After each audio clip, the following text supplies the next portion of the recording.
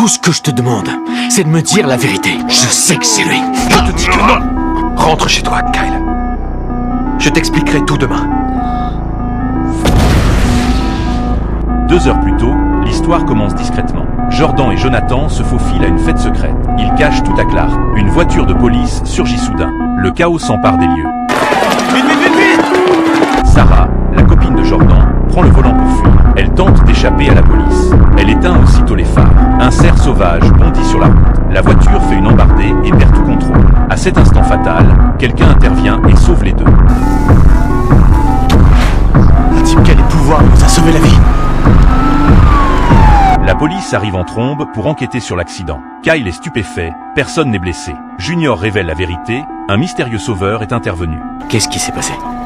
Je suis désolée, mais je vois pas du tout de quoi il parle. Sarah refuse de dire à Kyle qui les a sauvés. Mais Kyle a déjà une idée en tête. De son côté, Jordan rentre chez lui et retrouve Clark. Il avoue que quelqu'un l'a vu sauver des gens. Clark le rassure et promet de régler ça.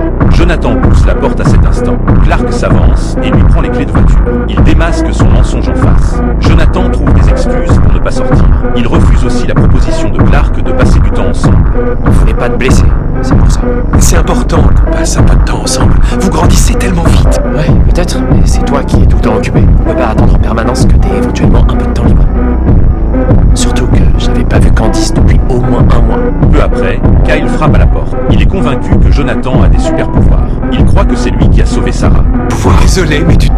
Ça a commencé quand vous vous êtes installé ici, et Jonathan est toujours dans les parages, comme par hasard. À ce moment, Clark entend un appel à l'aide au loin. Il demande à Kyle de partir. Il promet de tout expliquer plus tard.